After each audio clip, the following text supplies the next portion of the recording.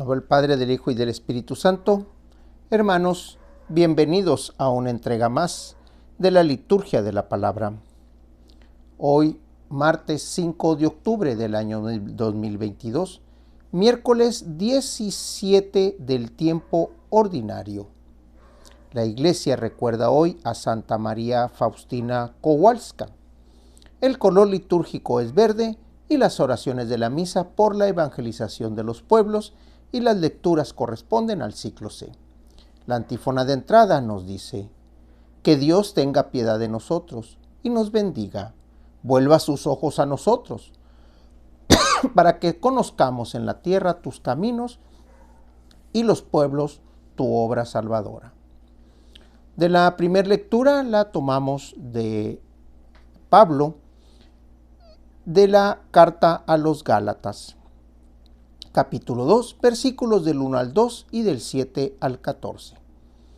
Queridos hermanos, después de 14 años volví de nuevo a Jerusalén con Bernabé y también con Tito. Regresé porque Dios me lo había revelado. Allí, en una reunión privada con los dirigentes, les expuse el evangelio que predico a los paganos. Hice esto para que mis trabajos pasados y presentes no resultaran inútiles. Todos reconocieron que yo había recibido la misión de predicar el evangelio a los paganos, como Pedro había recibido la de predicarlo a los judíos.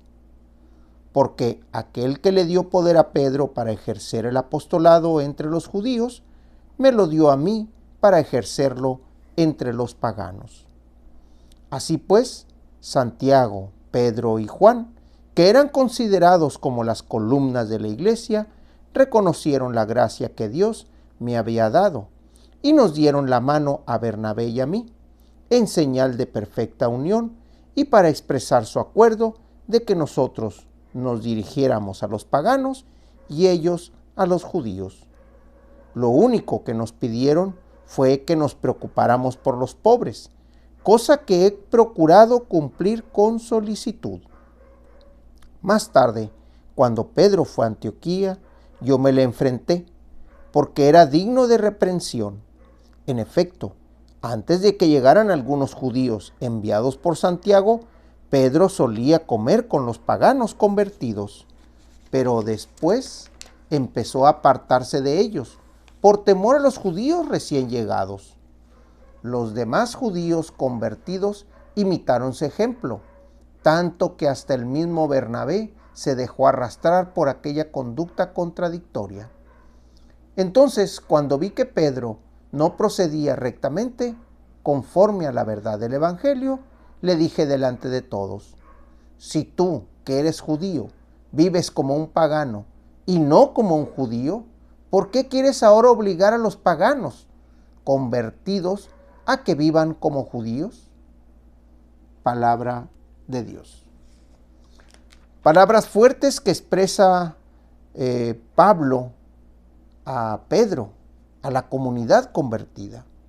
Él hace esta reflexión acerca de cómo es que se divide en el trabajo y cómo es que cada uno fue preparado para el ambiente, para el lugar, para la cultura, para la idiosincrasia, para la teología, para el cual fueron llamados a predicar el evangelio. Pedro a los judíos, Pablo a los paganos. ¿Quién tenía una mayor responsabilidad? Ninguno de los dos. Los dos tenían la misma responsabilidad. Cada uno a su cultura, cada uno en el proceder y cada uno en el entendimiento que ellos tenían. Pero ¿qué es lo que pasó al final? Al final Pablo ve esa conducta en Pedro. Ya los judíos convertidos al cristianismo les empieza a hacer esa conducta contraria. Ese momento en el que Pedro y Pablo se enfrentan diciendo: si tú ya comías con ellos, tú ya te sentabas a platicar con ellos, ¿por qué es que ahora haces lo contrario? ¿Por miedo a lo que van a decir los judíos enviados por Santiago? ¿Por miedo a lo que va a decir la gente que viene y no conoce el trabajo que hemos hecho? Por eso hay que estar muy atentos a tener congruencia con lo que hacemos. ¿Qué es lo que está hablando Pablo? Congruencia, hermano, le dice a Pedro, congruencia. Si ya están convertidos, convive con ellos. Ya no son 100% judíos. Son cristianos ahora, son seguidores de Cristo, son conocedores del Evangelio y por tanto son dignos de respeto. Son dignos de esta nueva comunidad convertida. Por eso es que Pedro hace ese reconocimiento y le dice a Pablo, tienes razón.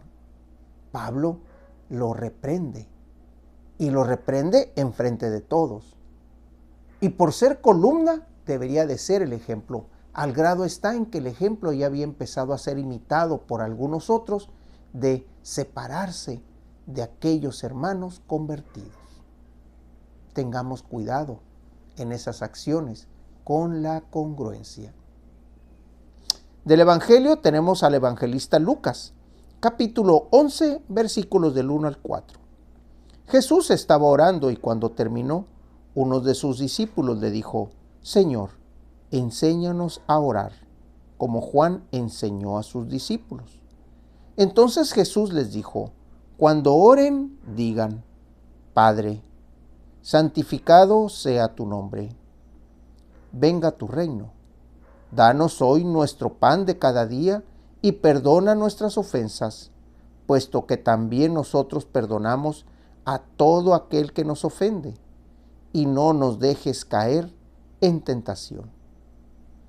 Palabra del Señor. En la primera lectura encontramos el trabajo que debe de hacer cada uno y la congruencia que debe de haber con los resultados. Aquí, cuando el discípulo le pide la enseñanza de la oración a Jesús, lo primero que hace es que le da las bases para construir la oración, las bases para reconocer los elementos con los cuales hay que pedir. Por eso dice, cuando oren digan, Padre, santo sea tu nombre.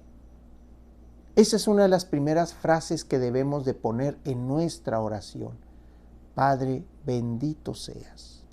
Después dice, venga tu reino. Acércanos a la patria celestial. Acércanos al mundo celestial.